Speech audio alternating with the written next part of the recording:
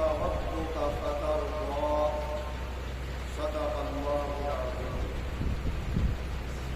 حضرات کرام، اللہ تبارک و تعالی قرآن عظیم کی اس آیت میں ارشاد فرما رہا ہے، اے نبی مکرم صلی اللہ علیہ وسلم، آپ کو آپ کا پروردگار اتنا عطا فرمائے گا کہ آپ اس سے راضی ہو جائیں گے۔ اسی مضمون کو پیش نظر رکھتے ہوئے کسی شاعر نے کہا ہے کہ خدا کی رضا چاہتے ہیں تو عالم، خدا کی رضا چاہتے ہیں تو عالم، خدا چاہتا ہے رضائے مو۔ سب تو یہ چاہتے ہیں کہ ہم سے اللہ راضی ہو جائے، اور اللہ اس آیت میں یہ فرما رہا ہے کہ اے رسول، اگر تم کچھ بھی ہم سے مانگو تو ہم فوراً دینے کو تیار ہیں، ہم یہ چاہتے ہیں کہ تم راضی اور خوش ہو جاؤ۔ حضرت ابو ہریرہ رضی اللہ عنہ سے روایت ہے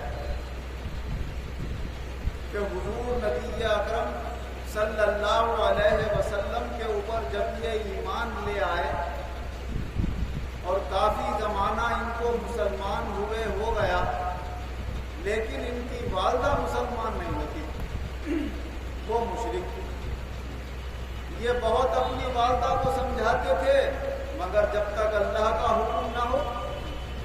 ایک دن یہ اپنی والدہ سے پھر کہنے لگے کہ یہ محمد صلی اللہ علیہ وسلم کا حق مذہب کیوں نہیں اپنا لیتا؟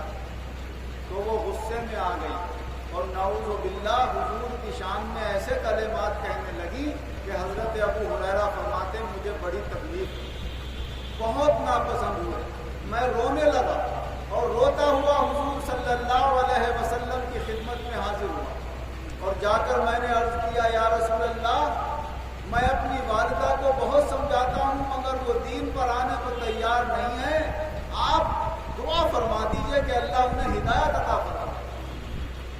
فوراً حضور صلی اللہ علیہ وسلم نے دعا کے لیے اپنے مبارک ہاتھ اٹھائے اور فرمایا اللہم اہد ام ابی ہریرہ، اے اللہ ابو ہریرہ کی ماں کو ہدایت عطا فرما۔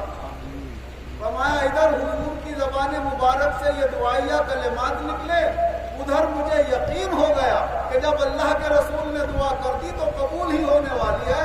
میں خوش خوش اپنے گھر واپس آیا۔ فرماتے جب دروازے پر آیا تو دروازہ اندر سے بند ہے، کوئی نہا رہا ہے، پانی گرنے کی آواز آ رہی ہے، میرے پاؤں کی کھٹکھٹاہٹ سے والدہ سمجھ گئی ابو ہریرہ، فرمانے لگی ابو ہریرہ ابھی رکو ذرا، میں ابھی آتی ہوں دروازہ کھولنے۔ نہا کے انہوں نے اپنے کپڑے پہنے اور ایک ہاتھ سے سر ڈھانکتی ہوئی جلدی سے کنجی کھولی اور کچھ کہے بغیر فوراً پڑھنے لگی اشہد ان لا الہ الا اللہ واشہد ان محمدا عبدہ ورسولہ، میں گواہی دیتی ہوں کہ اللہ کے سوا کوئی معبود نہیں، اور میں گواہی دیتی ہوں کہ محمد اللہ کے بندے اور اس کے رسول۔ ادھر عرض کیا اور ادھر اللہ نے قبول فرمایا۔ حضرت ابو ہریرہ رضی اللہ عنہ فرماتے ہیں کہ یہ کلمہ سنتے ہی میں پھر واپس اور پھر روتا ہوا، مگر فرق یہ ہے کہ اس وقت غم کی وجہ سے روتا ہوا جا رہا تھا اور اب خوشی کی وجہ سے روتا ہوا جا رہا تھا۔ میں نے حضور صلی اللہ علیہ وسلم کو جا کر خوشخبری دی، حضور بڑے خوش ہوئے اور بھی خیر کی ہمیں بھلائی کی دعائیں آپ نے عطا فرمائیں۔ حضرت ابو ہریرہ رضی اللہ عنہ روایت فرماتے ہیں کہ بہت سے لوگ مجھ سے روک روک کے یہ کہتے ہیں اے ابو ہریرہ تم حضور صلی اللہ علیہ وسلم کی حدیثیں بہت بیان کرتے، اتنی تو کوئی بھی بیان نہیں کرتا، تم سے زیادہ پرانے مسلمان حضور کے ساتھ رہنے والے حضرت ابو بکر ہیں، حضرت عمر ہیں، حضرت علی ہیں، حضرت عثمان ہیں اور بہت سے صحابہ ہیں، ان سے اتنی روایتیں نہیں ملتی، آپ اتنی روایتیں کہاں سے بیان کرتے؟ کہا میاں بات یہ ہے کہ جو ہمارے مہاجر بھائی تھے وہ تو بازاروں میں تجارت میں کاروبار میں لگے رہتے تھے، جاتے کچھ وقت حضور کے پاس ان کا ہوتا تھا، کچھ وقت بازاروں میں گزر جایا کرتا۔ اور جو ہمارے انصاری بھائی تھے وہ اپنے باغوں میں، زمینوں میں، کھیتی باڑی میں لگے ہوتے تھے، اپنے کاموں میں لگے ہوتے تھے، تھوڑا بہت وقت بچتا تھا تو حضور کے پاس آ جایا کرتے۔ مگر میں نہ کاروبار کے پیچھے بھاگا، نہ میں کھیتی باڑی کے پیچھے گیا، نہ میں زمین کی طلب میں رہا، نہ مجھے مال کی خواہش ہوئی، نہ دولت کی خواہش۔ بس یہ خواہش تھی کہ پیٹ بھرنے کو مل جائے اور رسول اکرم صلی اللہ علیہ وسلم کا ساتھ مل جائے۔ میں تو ہر وقت جو وقت مجھے ملتا تھا حضور کے پاس رہنے کا، میں اس کو غنیمت جانتا تھا اور حضور کے پیچھے پیچھے لگا رہتا تھا۔ میں اپنا کوئی بھی وقت کسی کاروبار میں اور دنیا کی طلب میں ضائع نہیں کیا کرتا تھا۔ بس میری طلب یہ تھی کہ رسول اکرم صلی اللہ علیہ وسلم کی زبان مبارک سے نکلے ہوئے مبارک کلمات سننے کو مل جائے۔ اور فرمایا کچھ صحابہ تو وہ تھے سن بھی لیتے تھے حضور کی حدیثیں تو انہیں یاد نہیں رہتی۔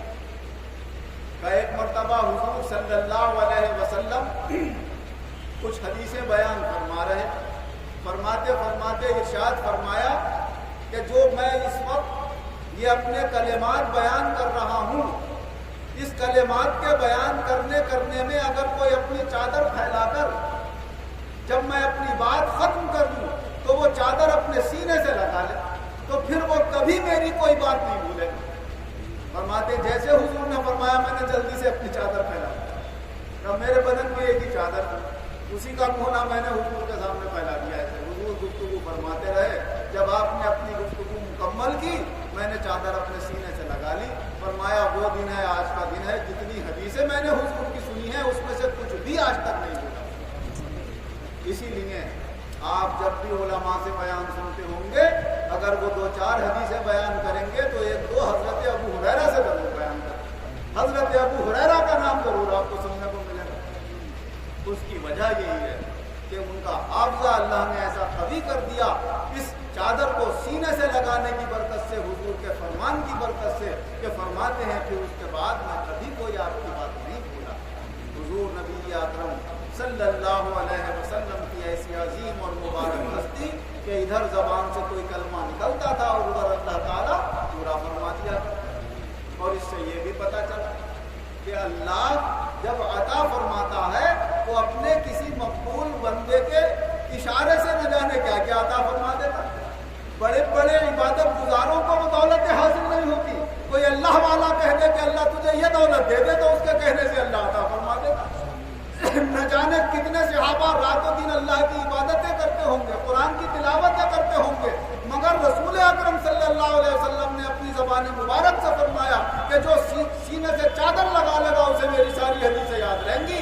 تو زبان سے نکلا اور ادھر اللہ نے عطا فرما دیا حضرت ابو ہریرہ۔ تو اس سے یہ معلوم ہوا کہ اللہ کے یہاں چاہے مرتبے اور مقام کی بات ہو، چاہے دینی اور دنیاوی نعمتوں کی بات ہو، یہ ہماری محنتوں اور کوششوں پر موقوف نہیں ہے۔ ہم کریں تو اپنے جو بھی اللہ نے ذمہ داریاں دی ہیں دینی اور دنیاوی، لیکن جانے سب کچھ اللہ ہی کے کرم سے۔ دین ملے گا تو اللہ کے کرم سے، دنیا ملے گی تو اللہ کے کرم سے۔ اور ان حدیثوں کی روشنی میں یہ بھی یقین رکھیں کہ اس میں بھی کسی اللہ والے کا کوئی ذریعہ ضرور ہوتا ہے۔ ادھر اللہ کے مقرب بندے حضور صلی اللہ علیہ وسلم ہیں اور قیامت تک صحابہ، تابعین اور اولیاء کرام آتے رہیں گے۔ جو ان کے وسیلے سے اللہ عطا فرما دیتا ہے وہ لوگوں کو اتنی محنت سے بھی عطا نہیں فرماتا۔ اللہ تبارک و تعالی قرآن و حدیث کی روشنی میں ہمیں اپنی دینی دنیاوی کام پورے کرنے کی محنت کی بھی توفیق عطا فرمائے، اور اپنے ولیوں کے صدقے میں اللہ دنیا اور آخرت دونوں جہان میں ایمان اور عزت کے ساتھ شاندار کامیابی عطا فرمائے۔ الحمدللہ رب العالمین والعاقبۃ للمتقین والصلاۃ والسلام علی خیر خلقہ محمد وآلہ وصحبہ اجمعین۔ اے اللہ ہمارے گناہوں کو معاف کر، آئندہ گناہوں سے بچنے کی توفیق عطا فرما۔ کل عالم کے مسلمانوں پر رحم کرم، جو بیمار ہیں انہیں شفا عطا فرما، جو قرض دار ہیں انہیں قرضوں سے نجات عطا فرما، جو بے روزگار ہیں انہیں اچھے روزگار عطا فرما، جو برسر روزگار ہیں ان کے روزگاروں میں خیر و برکت اور ترقی عطا فرما۔ تمام مسلمانوں کو عقل سلیم اور ہوش عطا فرما۔